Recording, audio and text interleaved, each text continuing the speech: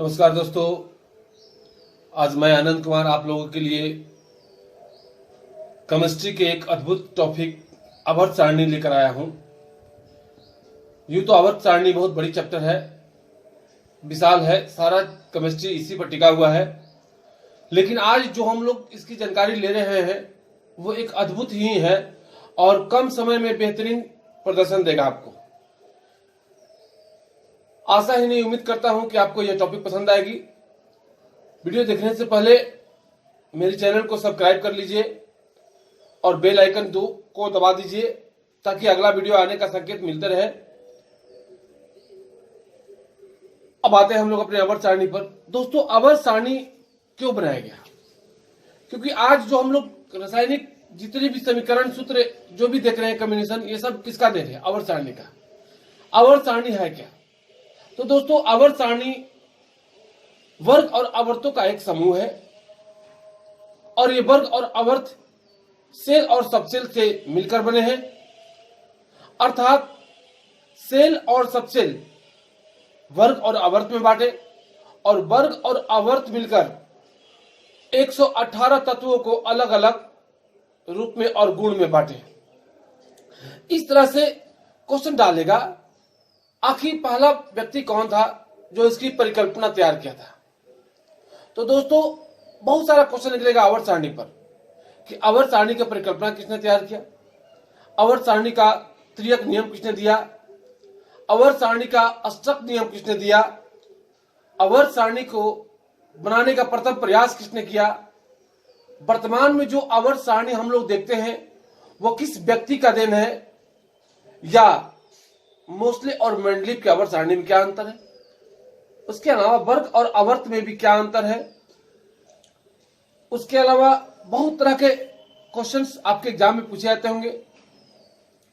जिस क्रम में हम लोग आज तैयारी में लगे हैं उस क्रम में बहुत सारे क्वेश्चंस आपके सामने प्रस्तुत है। आप इस वीडियो को गौर से सुनेंगे, 2-3 बार जरूर सुनेंगे और आवर्त सारणी का एक टेबल लेकर अपने पास बैठ जाएंगे और जैसे जैसे वीडियो में बताया गया वैसे काम करते जाएंगे।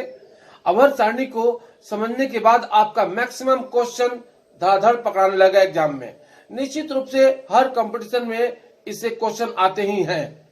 अब क्वेश्चन कैसे बनते हैं इसका भी हम लोग कुछ जानकारी ले चुके हैं, लेंगे और आते हैं अपने इस मकसद को आगे बढ़ाते हैं। तो दोस्तों देखिए, ये है मेरा आवर्त सारणी और इसका प्रथम प्रयास किया था डोबेरेनर ने। डोबेरेनर ने पहला प्रयास किया था किस नियम पर? क्वेश्चन डालता है, डोबेरेनर का नियम किस पर आधारित था? तो त्रियक नियम पर।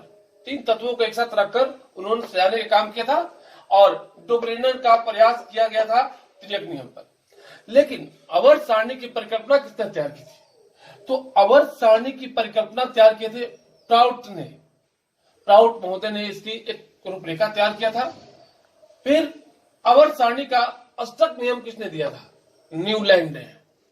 आवर्त सारणी का अष्टक नियम न्यूलैंड ने। लेकिन दोस्तों, आवर्त सारणी का समतुल्य श्रेणी सिद्धांत किसने दिया था? ड्यूमा। ये सारा क्वेश्चन पूछता है, आवर्त सारणी का समतुल्य श्रेणी सिद्धांत ड्यूमा ने। उसी तरह से क्वेश्चन डाल देगा कि आवर्त सारणी का प्रथम प्रयास किसने किया था? तो प्रयास तो डोबेरेनर ने किया था, लेकिन पहली बार निर्माण किसने किया था? तो 1869 में मेंडलीव ने किया था और इसको द्रव्यमान संख्या पर सजाने की कोशिश किया। लेकिन बहुत सारी विसंगतियां और बहुत सारे दोष निकल गए। उन दोषों को दूर करते हुए आधुनिक आवर्त सारणी का निर्माण किया गया और आधुनिक आवर्त सारणी का निर्माण मोस्ले ने किया। और मोस्ले ने आवर्त सारणी का निर्माण कब किया? 1913 में। तो यहां से महत्वपूर्ण क्वेश्चन और आंसर आपको मैंने दे चुका है। अब आइए, आवर्त सारणी में तत्वों की संख्या कितनी होती है? 118। क्वेश्चन डाल देगा। अब देखिए, ये तत्व की संख्या बढ़ते जा रहे हैं। जैसे जैसे आविष्कार हो रहा है, खोज हो रहा है, किसी न किसी समूह में तत्व बढ़ जा रहे हैं। लेकिन आवर्त सारणी के तत्वों को कितने भागों में बांटा गया है? तो 5 भागों में। दोस्तों, वो भाग कौन कौन है? तो धातु। धातु कितने हैं? 94। अधातु 8, उपधातु 8, द्रव्य पदार्थ 2, अक्रिय समूह 6। अब समझिएगा कि धातुओं की संख्या कितनी है आवर्त सारणी में? क्वेश्चन डालेगा। तो 94 धातु है, उपधातु की संख्या कितनी है 8। अब क्वेश्चन डालेगा इनमें से कौन सा उपधातु है, कौन सा अधातु है, कौन सा धातु है, कौन सा द्रव्य पदार्थ है, या कौन सा अक्रिय समूह है, या कौन सा अक्रिय नहीं है, या कौन सा द्रव्य पदार्थ नहीं है, या कौन सा धातु नहीं है। तो तरह तरह का क्वेश्चन और ऑप्शन आपको देंगे। तो इस हिसाब से आपको एक छोटा सा लाइन याद करना है कि उपधातु का एक लाइन, उपधातु का लाइन जो बोल रहे हैं याद रखिएगा, उपधातु 8 है और इसका एक छोटा सा लाइन है मेरे पास, बीसीजी की आस में सब तेल पर अटका। बीसीजी यानी बी से हो गया बोरॉन, सी से हो गया सिलिकॉन, जीई जर्मेनियम, आस एएस संकेत होता है आस, आर्सेनिक, आर्सेनिक संकेत क्या होता है एएस। अभी बहुत सारा है, परमाणु संख्या, परमाणु द्रव्यमान बहुत सारा इस पर होगा इसका उपयोग, लेकिन हम पहले इसका आते हैं। एसबी शुबाडियम, टीई टेलुरियम और अटका एटी एस्टाटीन। तो इस तरह से एक छोटा सा लाइन मिल गया आठों का। बीसीजी की आस में सब तेल पर अटका, यानी बोरॉन, सिलिकॉन, जर्मेनियम, आर्सेनिक, शुबाडियम, टेलुरियम और एस्टाटीन। तो ये हो गया मेरा उपधातु। लेकिन अधातु की संख्या कितनी होती है? अवर सारणी में अधातुओं की संख्या होती है 8। बहुत छोटा सा लाइन है, इंपॉर्टेंट लाइन है। कास आवो ना फांक लो हाइड्रोजन। अधातु का लाइन याद कीजिएगा, आसान है। कास आवो ना फांक लो हाइड्रोजन, यानी का हो गया कार्बन, एस का हो गया सल्फर, आ का हो गया आयोडीन, ओ का हो गया ऑक्सीजन, ना का हो गया नाइट्रोजन, फा का हो गया फ्लोरीन सबसे क्रियाशील, और क्लो का हो गया क्लोरीन, उसके बाद हाइड्रोजन। हाइड्रोजन एक आवारा तत्व है, क्वेश्चन डालता है आवारा तत्व की संख्या किसको दिया गया है? हाइड्रोजन को। तो इस तरह से द्रव्य पदार्थ दो हैं, एक ब्रोमीन Br और Hg पारा। ये दो है द्रव्य पदार्थ जो पूरी तरह से थर्मा में काम करने के लिए अलग अलग रूप में काम करते हैं। और आते हैं अक्रिय समूह। अक्रिय समूह की संख्या कितनी है? 6। तो देखिए इसका लाइन है कि हिनिया कजरी, हिनिया कजरी, helium, neon, argon, krypton, xenon, radon. फिर सुनिएगा, helium, neon, argon, krypton, xenon, radon. अब देखिए यह अक्रिय समूह दो भागों में बढ़ जाते हैं, एक अक्रिय गैस और एक अक्रिय समूह। तो अक्रिय गैस में देखिए ये हीलियम, नियोन और आर्गन है। ये तीनों गैस के रूप में अलग अलग पाए जाते हैं, लेकिन ये रेडियो सक्रिय तत्व के रूप में पाए जाते हैं, क्रिप्टॉन, जेनॉन और रेडॉन। इस पर बहुत सारे क्वेश्चन बनेंगे, लेकिन उसके अलावा हम लोग आते हैं इस आवर्त सारणी को तोड़ते हुए। देखिए जैसे क्वेश्चन यहां से जरूर डालता है कि आवर्त सारणी किस पर आधारित होता है, तो सेल पर और सबसेल पर। दोस्तों सेल की संख्या कितनी होती है?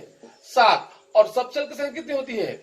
4। तो क्वेश्चन डालेगा कि सेल की संख्या कौन कौन है, तो के में अधिक से अधिक कितने हो सकते हैं? इलेक्ट्रॉन की संख्या 2।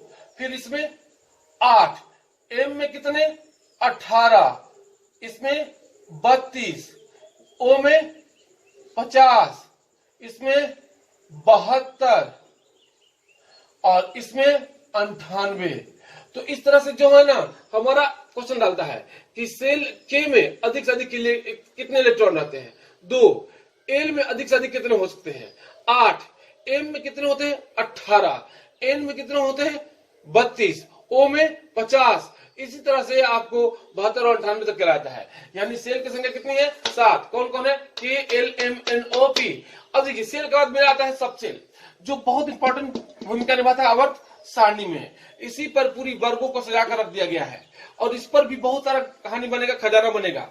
लेकिन आते हैं एस, पी, डी, एफ। 4 है। कितने हैं सेल? 4।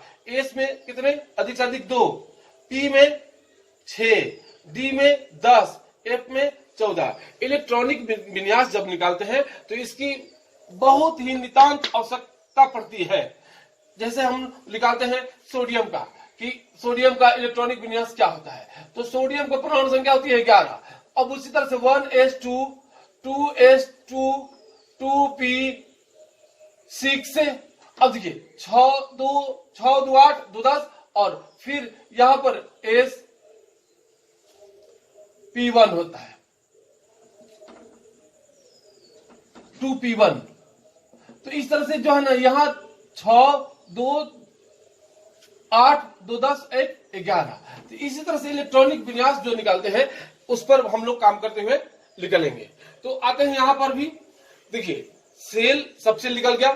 अब आइए यहां पर हम लोग कि इस सातों सेल को अलग अलग नाम दिया गया है। अब इसको कैसे कैसे निकालेंगे, तो ये जो बनते हैं वर्ग और आवर्त में। अब यहां पर हम लोग निकाल दिए कि आवर्त सारणी में आवर्त कितना होता है 7 और वर्ग कितना होता है 18।